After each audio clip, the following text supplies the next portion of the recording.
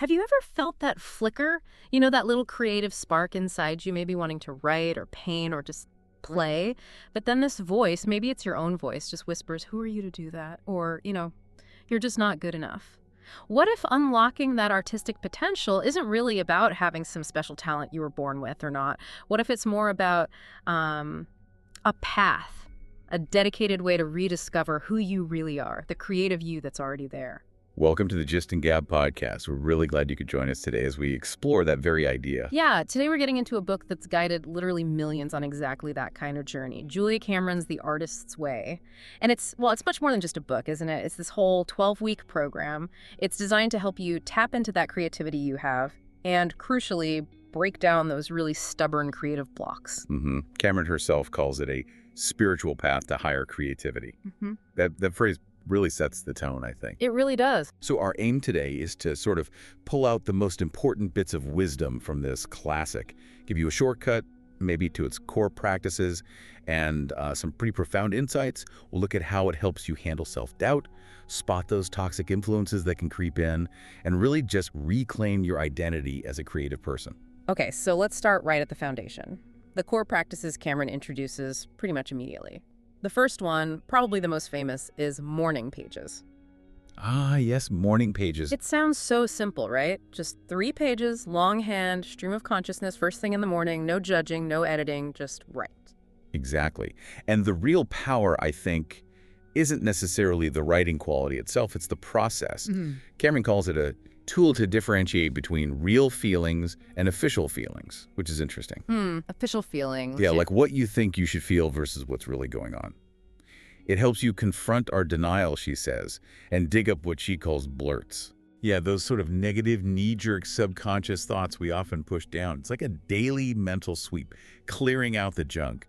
She has this great quote, "Your morning pages are your boat. They will both lead you forward and give you a place to recuperate from your forward motion." Oh, I like that. A boat. Propulsion and a safe harbor. Precisely. Okay, so if morning pages are the internal clear-out boat, then the next big thing is artist dates. These sound more fun. They definitely are meant to be.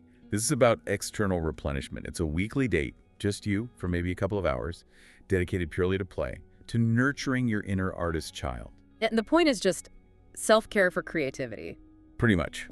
Nurturing our creativity lies in nurturing ourselves, as she puts it. It's about finding joy, exploring, letting yourself be a beginner again, without any pressure to produce anything.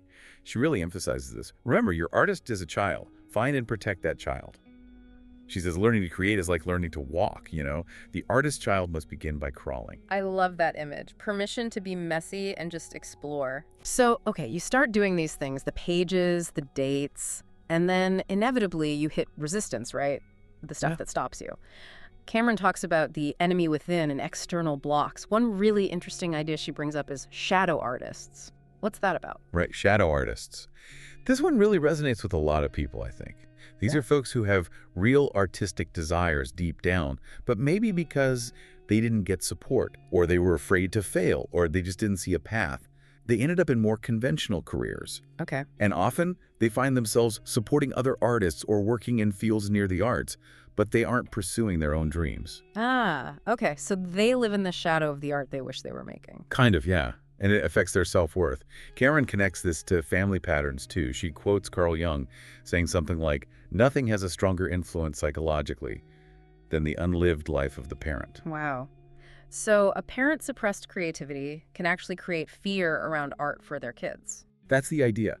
It highlights how deep these blocks can go, sometimes starting with these core negative beliefs we pick up really early on. Which makes total sense. And it's not just internal stuff, is it? Cameron also points fingers outwards at what she calls poisonous playmates. We've all known someone like that, right?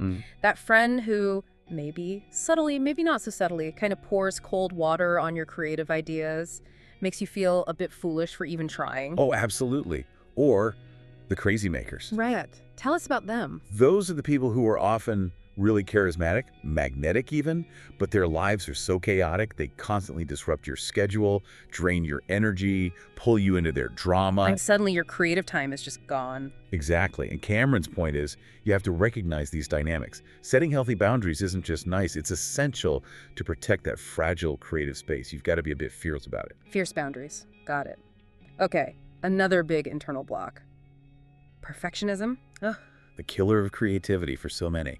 Totally. When I first read her take on it, it was such a light bulb moment. She just flat out calls it counterproductive because Yeah. it stops you. You get stuck tweaking and polishing and never finishing. Yeah. She has these amazing quotes like, perfectionism has nothing to do with getting it right. And my personal favorite, anything worth doing might even be worth doing badly. Yes. That one is so freeing. It gives you permission to just start, to make mistakes. It really does. And that perfectionism often feeds into what she identifies as the main block for most artists. It's not laziness, she insists. It's fear. Ah, that distinction is key, isn't it? It's huge. She says blocked artists are not lazy. They are blocked. Do not call procrastination laziness. Call it fear. Oh. Because reframing it takes away the self-blame. It's not that you lack willpower. It's that there's a deep resistance there, often, like we said, from old experiences or expectations. Seeing it as fear is the first step. Right, understanding the enemy. So once we've identified these obstacles, the fears, the perfectionism, the external drains, how do we start building up the creative muscle again? How do we empower ourselves? Well, she offers a whole toolkit, really. One simple but powerful tool is affirmations. Okay, affirmations, like positive self-talk. Basically, yes. Deliberate statements to counter those core negative beliefs we talked about. To build up self-esteem, self-acceptance. She suggests things like, I trust my perceptions. Seems basic, but I guess repetition helps reprogram things. Exactly. It's about consistently reinforcing a more positive, trusting inner voice. It's crucial for transformation, she believes. Okay, and then there's a really intriguing one, anger as fuel. That sounds intense. It is, but not in a destructive way. She makes this bold claim. Anger is fuel. Okay. Her point is that anger isn't inherently bad. It's often a vital signal that indicates our boundaries and desires. It tells you when something is wrong, when a line's been crossed, or a need isn't being met. So instead of letting it fester or explode, You use it. You use the energy of that anger to see what needs changing, what boundaries need enforcing, what desires you need to act on. You channel it into constructive action. turning a negative into a positive force. Interesting. Very much so. And as you start doing this work, taking these steps, she suggests you might start noticing something else. Synchronicity. Ah, like meaningful coincidences. Exactly. Those uncanny little events or encounters that seem to pop up right when you commit to your creative path. Like the universe is giving you a little wink and a nudge. Yeah. She sees it as a sign that being open and moving forward can align your personal creative goals with something larger. It makes the past feel a bit responsive. Like you're not just shouting into the void. Right. Now, speaking of paths, here's one of the more, let's say, challenging practices she suggests. Reading deprivation. Reading deprivation. What does that mean? No books? No books, no news, no articles, no social media, no podcasts. Basically cutting off all incoming verbal information for a whole week. Wow. A whole week? That sounds intense and maybe difficult. It is. It's definitely one of the more controversial suggestions. The idea is to create a kind of sensory quiet. To stop filling your head with everyone else's thoughts and words, so you can finally truly hear your own. Okay, I can see the logic. Cut out the noise to find your own signal. That's the theory. To uncover authentic thoughts that might be buried under all the stuff we constantly consume, it's pretty radical. It really is. It makes you think, though, doesn't it? Like, how much of my thinking is genuinely mine versus what I've absorbed? But is cutting everything out always the answer? Or can external input also be fuel? That's the critical question, isn't it? Cameron advocates for it as a way to find your own truth. But critics, and maybe even practical application, might say that diverse inputs also stimulate creativity. It prompts you to ask, what works for me? Do I need total isolation sometimes, or can I integrate influences healthily? Right, it's about finding your own balance, which ties into another section. Recovering a sense of possibility. This sounds like tackling those self-imposed limits. Exactly. It's about noticing when you dismiss your own creative ideas as silly or impractical or just not for me. Yeah. And she talks about something called the virtue trap. This is fascinating. It's when you prioritize behaving in ways you think are good or responsible maybe being overly helpful to others, or sticking to practical tasks at the expense of your actual desires. So you end up being good, but not authentic, living a false self. That's the idea. You're trying so hard to be virtuous that you neglect what truly lights you up. Ouch. How do you counter that? She had exercises for it, like making a list of forbidden joys, things you secretly love but tell yourself you shouldn't do or don't have time for, and writing a wish list, just totally frivolous, fun wishes, no censorship allowed. Just letting yourself dream a little, even about small things. Exactly, reconnecting with pleasure and possibility. That makes sense. And that feeling of possibility seems connected to the next recovery, a sense of abundance. This often trips people up, especially the money aspect with creativity. Oh, definitely. The starving artist myth is strong. Cameron tackles this head on. She challenges limiting beliefs about money, even saying provocatively, money is God in action. Whoa, okay. What does she mean by that? She frames money not as evil, but as a form of energy or divine support that flows when you're aligned with your purpose. She also emphasizes that authentic luxury inspires creativity. Luxury, like buying fancy things? Not necessarily big things. It can be small ways of pampering yourself, treating yourself well, creating pockets of enjoyable experience. She says, always leave enough time in your life to do something that makes you happy, satisfied, even joyous. It's about valuing yourself. So self-care fuels abundance, which fuels creativity. Yeah, it's the connection she makes. And she has this really hopeful perspective. Yeah. When we do what we are meant to do, money comes to us, doors open for us, we feel useful, and the work we do feels at play to us. That's a powerful reframe. Okay, what about protecting yourself? You mentioned boundaries earlier. She has a whole section on recovering a sense of self-protection. Yes, this is crucial. It's about recognizing those coping mechanisms that actually block creativity. Things like workaholism, or maybe numbing with too much food or alcohol, or even getting lost in unhealthy relationships. Things that seem like they help you cope, but actually... They numb our fears and prevent us from accessing our creative potential, as she puts it. They keep you stuck. So the antidote is? Boundaries, again. Yeah. And self-awareness, recognizing the patterns, and learning to say no. She says, saying no can be the ultimate self-care.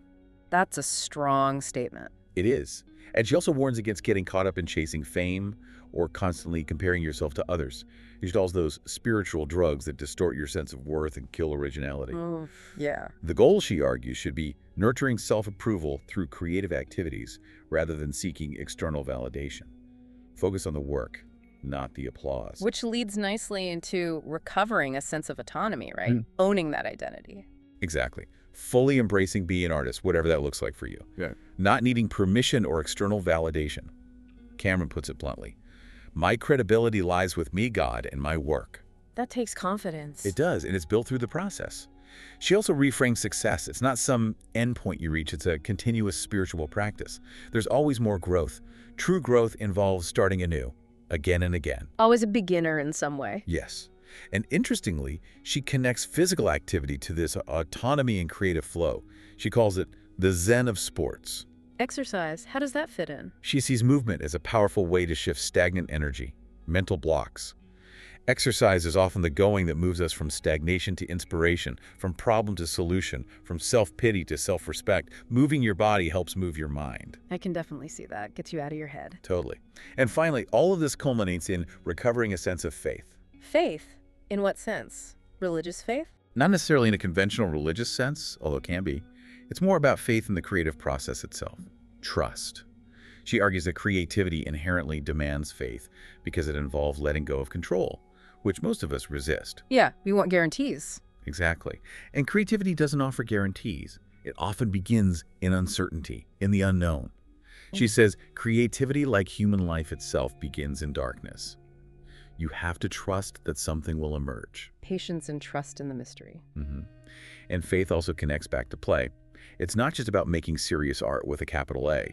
It's about finding joy in everyday creative hobbies, nurturing that playful spirit. Because, as she says, play is the exultation of the possible. Play opens up possibilities. I like that. So, wow, we've covered a lot of ground here from Julia Cameron's The Artist's Way. It really is a comprehensive journey, isn't it? Really is. From identifying those blocks, the inner critic, the outer drains, the fears, to actively putting these practices into place, like the morning pages and the artist dates. Yeah. It's about facing the fear, redefining what success even means, seeing it as a path, not a destination, and learning to trust that creative energy that she believes is inside all of us. Absolutely. And Cameron leaves us with this powerful idea to consider. What if our deepest dreams, those creative urges we feel, aren't just random wants, but they actually align with a larger purpose? What if they're invitations? Invitations from the universe. Kind of, yeah. So the question for you, listening, might be, what would it really look like for you to accept that invitation? To step into your own creative adventure, even if it feels uncertain? To trust, as Cameron says, that adventures don't begin until you get into the forest. That first step is an act of faith.